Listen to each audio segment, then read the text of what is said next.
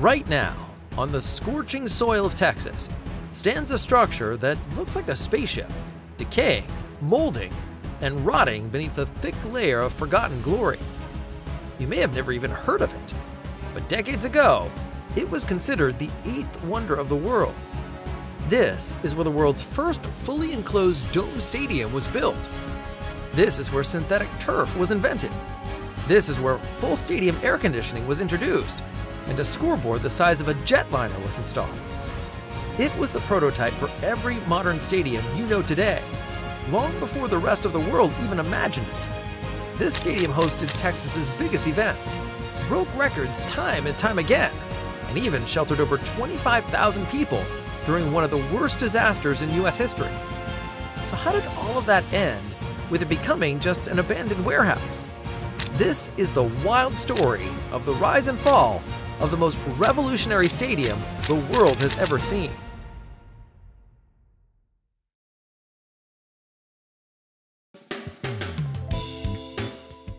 The Astrodome started as a wild idea from a man who never thought small. His name was Judge Roy Hofheinz, part showman, part politician, and all Texan. And in the booming 1950s and early 60s, Houston was just the kind of city to back his kind of dream. At the time, Houston didn't have a Major League Baseball team, and frankly, it didn't stand much of a chance. Summers were scorching, thunderstorms came out of nowhere, and outdoor stadiums just didn't cut it. Teams avoided the city like it was cursed, but Hofheinz had a different vision, one that would flip the whole sports world on its head. In 1960, that vision took its first step when Hofheinz helped Houston land an MLB expansion team, the Colt 45s. But that was just the beginning. He didn't want to settle for bringing big league baseball to Houston. He wanted to build something so bold, so outlandish, that no one could ignore it. A stadium that could defy the weather. That's when the idea of a fully enclosed, air-conditioned stadium was born. Hofheinz found his inspiration in Rome's Colosseum, but what he imagined was even more ambitious. A climate-controlled colossus that could host baseball, football, rodeos, concerts, everything. The first of its kind anywhere in the world. To make it real, Hofheinz needed space, lots of it. In 1961, Harris County purchased a 260-acre tract of mostly undeveloped land just south of downtown Houston, near South Loop 610 and Fannin Street. Though the site was low-lying and previously marshy, it offered exactly what the project needed: room to build big, with space for parking, future development, and easy access to new highways. It wasn't glamorous, but it was strategic. The city rallied behind the plan. Houston was on the rise. NASA had just opened its manned spacecraft center nearby, and the Astrodome felt like part of that same sky-high ambition. It wasn't just a stadium, it was a message, a promise that Houston was ready for the spotlight. But turning that message into steel and concrete? That was a different story. The vision may have been bold, but the execution was unlike anything architects or engineers had ever attempted. The design was revolutionary. A perfect circle covering, with a domed roof rising 208 feet above the field. No interior columns, no obstructed views, just one giant steel and glass spaceship built for sport. Engineers said it couldn't be done, that the roof would collapse, that grass couldn't grow indoors, that it was too expensive, too risky, too much. Hofheinz didn't care. Critics called it a waste of taxpayer money, a vanity project for a man who loved the spotlight a little too much. Taxpayers worried about the cost. Locals complained about traffic and noise. Still, the project moved forward. And the rest of the world was watching. Decades later, stadiums like the Tokyo Dome, Seattle's Kingdome, and Atlanta's Georgia Dome would all borrow elements from what Houston was about to build. But this was the original, the prototype. Still, before the first pitch was even thrown, a strange problem appeared. One that no one expected. One that threatened to undermine the whole thing. And the fix? That fix would spark one of the most important innovations in sports history. That story begins in the next chapter, when this towering vision finally meets the dirt, steel, and setbacks of real-world construction.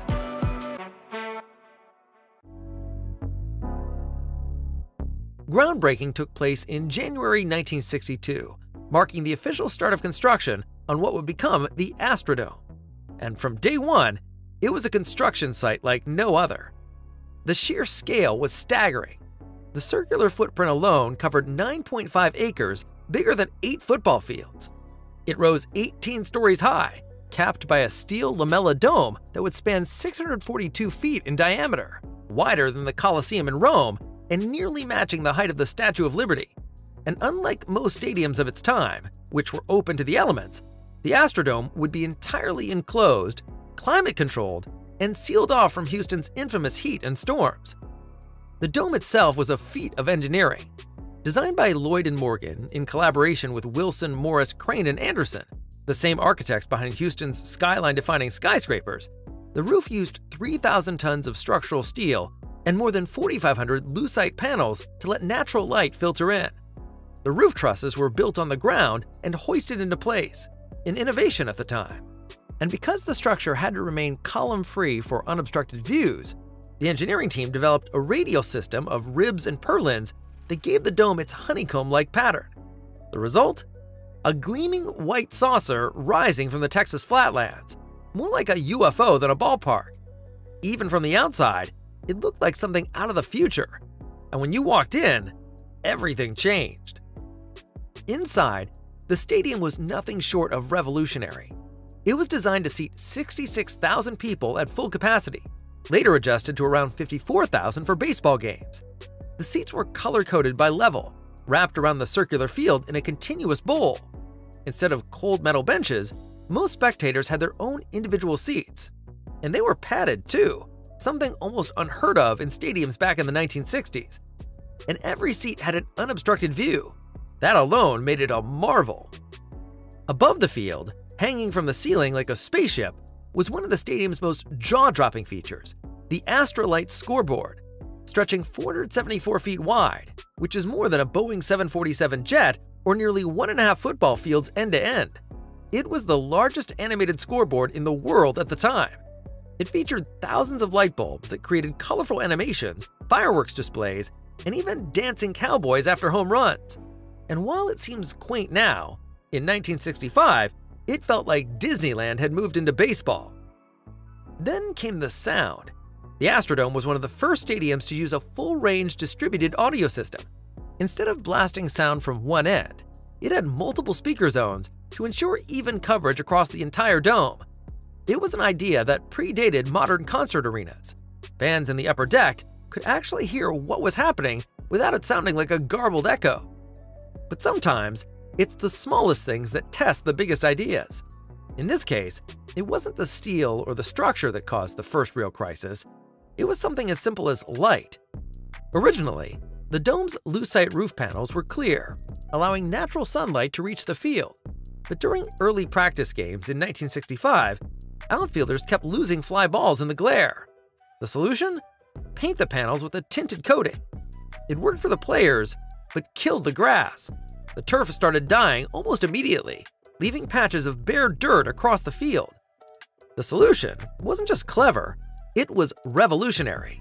And it didn't come from a groundskeeper or a coach, but from a lab. By the following season, the team installed ChemGrass, soon to be rebranded as AstroTurf. It was the first synthetic grass ever used in professional sports. At first, it was only installed in the infield, but by midseason, the entire field was covered. It was weird, it was bright, and it didn't feel anything like real grass, but it solved the problem. And, more importantly, it sparked a global shift in how sports venues thought about surfaces. Within a decade, dozens of stadiums around the world had adopted AstroTurf for everything from football to field hockey. Beyond the turf, the Astrodome boasted other comforts unheard of at the time. It had 6 restaurants, including fine dining options. It had luxury suites, the first stadium to offer them, giving wealthy patrons air-conditioned private boxes, catered meals, and a view above the crowd. This concept would later evolve into modern-day skyboxes and VIP lounges. In fact, Hoffines even built a private apartment inside the stadium for himself, complete with a bar, fireplace, and gold-plated phones. From the locker rooms to the bathrooms, everything was bigger, better, and built to impress. Players got training rooms, whirlpools, and clubhouses with lounge areas. Fans got escalators, air conditioning, and wide concourses. It wasn't just about watching the game, it was about experiencing it in comfort. Even the lighting was ahead of its time. Over 500 mercury vapor lights were installed in the dome, allowing full visibility across the field without any harsh shadows. And the stadium's HVAC system could cool or heat the entire interior volume, over 30 million cubic feet, keeping temperatures around 72 degrees year-round. By the time the Astrodome officially opened on April 9, 1965, with an exhibition game between the Astros and the New York Yankees, fans were awestruck. Mickey Mantle hit the first home run in the dome that night, and even he admitted he was distracted by the place itself. It was loud, it was futuristic, it was beautiful, and it worked. Houston had done what critics said was impossible. They'd built a stadium that defied the weather, pushed architectural limits, and gave fans a glimpse of the future. In doing so, they didn't just create a venue, they started a movement. But even the most dazzling structures have a lifespan, and just a few decades later, the very innovations that made the Astrodome a marvel would start to look outdated. How does a stadium once hailed as the future become a burden of the past? That story will unfold next.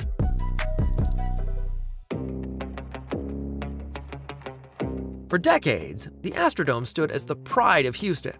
But by the 1980s, the cracks were starting to show, some literal, some cultural.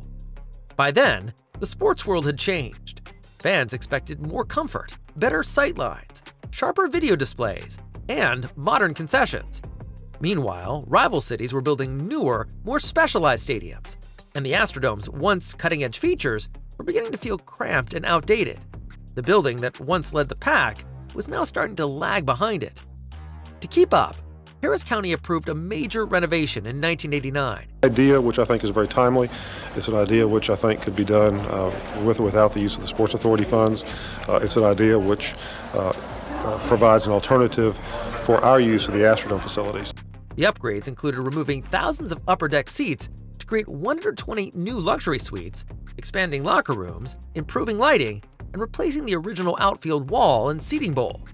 These updates helped extend the life of the stadium, but they weren't enough to solve the deeper issue. The Astrodome was built to be everything, and by the 90s, teams wanted stadiums that were built just for them. That spelled trouble for the Dome's two longtime tenants. The Houston Oilers, the city's NFL team, had grown frustrated.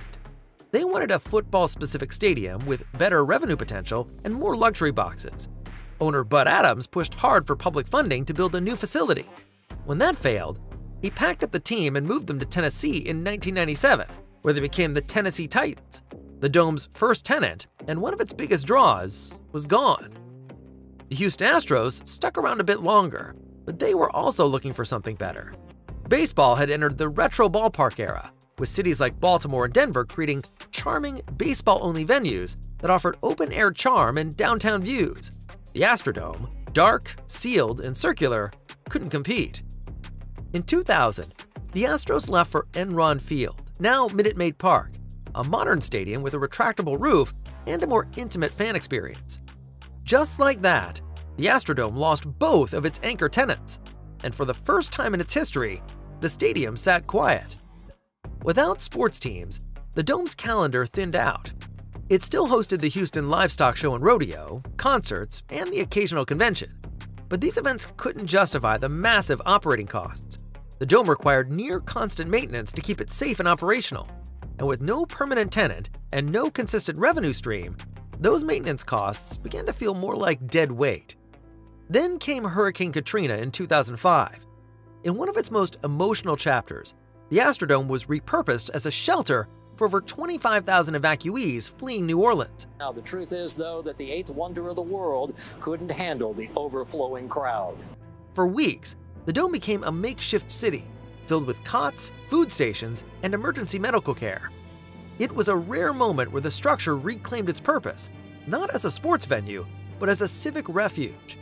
But that moment of resurgence faded quickly. Once the evacuees left, the Astrodome returned to limbo.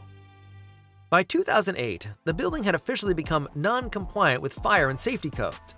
forcing officials to close it to the public in 2009. What followed was more than a decade of legal battles, failed proposals, and public debate. Some wanted to demolish it. After all, the nearby NRG Stadium, home to the Houston Texans, offered state-of-the-art amenities just next door. Others wanted to preserve the Astrodome as a historical landmark or convert it into a museum, hotel, or event space.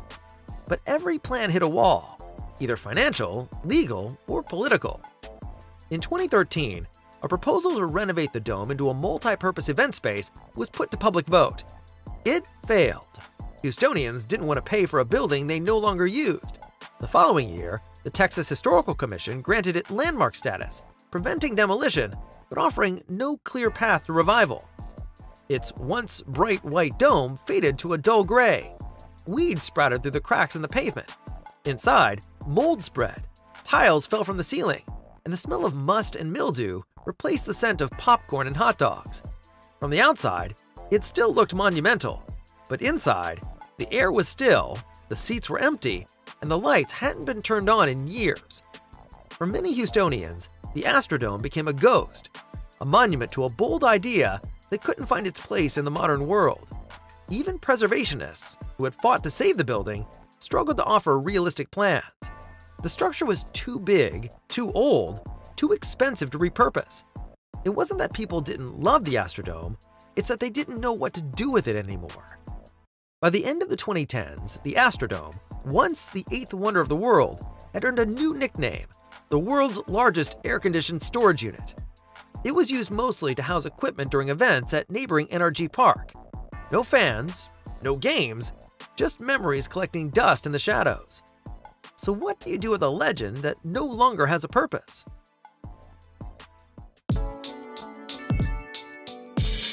So how much did this monumental stadium cost, and who paid for it? Not a dollar of private investment went into the structure itself. This was a public project, funded by taxpayers from the ground up. In 1961, Harris County voters approved a $22 million bond issue to fund the Astrodome's construction. The money came entirely from public funds, backed by property taxes and overseen by the Harris County Sports and Convention Corporation. But the original budget didn't hold. By the time the dome opened in 1965, the final price had ballooned to about $35 million, which would be over $350 million today. While the bond passed by a comfortable margin, it stirred early criticism about government overreach and whether Houston was spending too much to chase national recognition. The most significant renovation came in the late 1980s, when Harris County approved a multi-million-dollar upgrade to keep pace with modern stadium trends and retain the Astros and Oilers. The total renovation cost was estimated between $67 million and $100 million, depending on scope. Adjusted for inflation, that's roughly $170 to $250 million in today's money. The renovations added luxury suites, upgraded clubhouses, improved lighting and seating, and introduced new media facilities. But even then, the Astrodome was chasing a moving target. Later, in the 1990s, a series of minor updates were made, mostly to concessions, accessibility, and seating. But they lacked the scale or ambition to reverse the stadium's slow slide into obsolescence. In 2018, Harris County approved a $105 million plan to raise the floor and turn the Astrodome into an underground parking garage and exhibition space. It sounded promising, even practical. But that plan also stalled, mostly due to budget constraints and shifting priorities. By 2025, the dome remained untouched. Financially, the dome is a burden. It brings in no revenue, but still requires maintenance and security. Harris County pays around $150,000 a year just to keep it minimally operational. Air circulation, lighting, structural checks. That's a small fraction compared to what it once cost to run, but for a building with no public access, it adds up. And yet, for all its current silence, the Astrodome still echoes in stadiums around the world. Modern marvels like SoFi Stadium in Los Angeles, AT&T Stadium in Arlington, and even Allegiant Stadium in Las Vegas all owe a debt to what Houston built in the 1960s. Climate-controlled environments, retractable roofs, giant digital scoreboards, VIP skyboxes. These weren't industry standards back then. They were Astrodome originals. It wasn't just a place to watch sports. It was a template for how we experienced them. Public opinion today is mixed. For some, The dome is a symbol of waste and decay, proof that even the grandest visions can outlive their purpose. For others, it's a cultural treasure, a reminder of when Houston didn't just dream big, it delivered. Will it ever be restored, repurposed, reborn? That depends on the political will, the financial feasibility, and the creativity of future planners. But one thing is certain: the Astrodome changed stadiums forever. It was bold, it was brilliant, and it was first. Long before the world caught up, Houston had already built the future. And even if it never opens its doors again, it's already earned its place in history. Ready to be amazed by the next groundbreaking construction project? Click on the video now and dive into a world where engineering and imagination collide. See you there.